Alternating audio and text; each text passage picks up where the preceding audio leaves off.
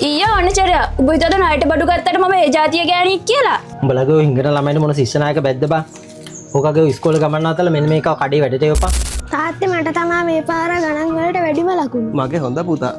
හෙට අපේ පුතාගේ ශිෂ්‍යනායක බැච් පලන් දෙවනවා. ඒකට CR පොත් දෙයක් ගේන්න කිව්වා. CR පොත් දෙයක් දෙන්නකෝ. අදත් ණයටද? උඹලා වගේ හිඟන්නන්ට පිනට දෙන්න බඩු මෙහෙ නෑ බා. ඵලයන්. අනේ මුදලාලි එහෙම කරන්න එපා. හෙට කොල්ලගේ ශිෂ්‍යනායක බැච් පලන් දෙවනවා. උඹලගේ හිඟන ළමයින්ට මොන ශිෂ්‍යනායක බැද්ද බා. ඕකගේ ඉස්කෝලේ ගමන් අතල මෙන්න මේක කඩේ වැඩට යපා. ඵලයන් ණයට බඩු නෑ.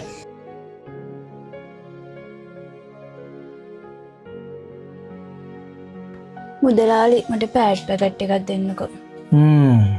උඹගේ මිනිහත් තාව ණයට බඩු ඉල්ලගෙන. උඹට නම් ඉතින් බෑ කියන්නත් බෑ කෙල්ලි.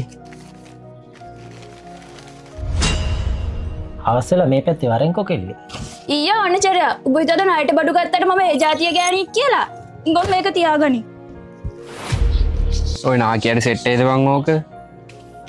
සුබන් පොඩ්ඩ නවතින්න. ඔව් මහත්තයා කියන්න. කොහෙද ගියේ? පුතාට බඩු වගයක් ගන්න කඩේට ගියා මහත්තයා. මාස දෙකක් ගෙවල් කුලි කිවල නැහැ. මොකද කරන්නේ ඒකට?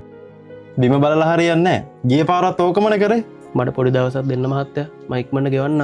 ළමයාගේ වැඩ ටිකක් තියෙනවා. ඒ ටික ඉක්මනට ඉවර කරගත්ත ගමන් ගෙවන්න. මට හරියටම දවසක් කියනවා. මේ මාසෙ ඉවර වෙන්න කලින් ගෙවන්නම් මහත්තයා. හා ඒ වයින් වැඩක් නැහැ. මට කඩේට ගිහලා සිගරට් එකක් අරන් එනවා. පුතා ගෙදර යන්නකෝ මං කඩේට ගිහලා එන්න.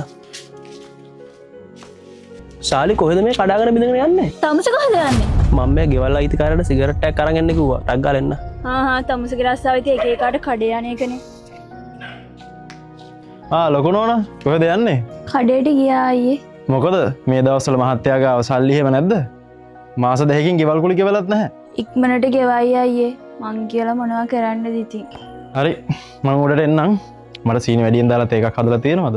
හරි අයියේ මං හදලා තියන්නම්. හැබැයි මහත්තයා නම් ගෙදර නැහැ.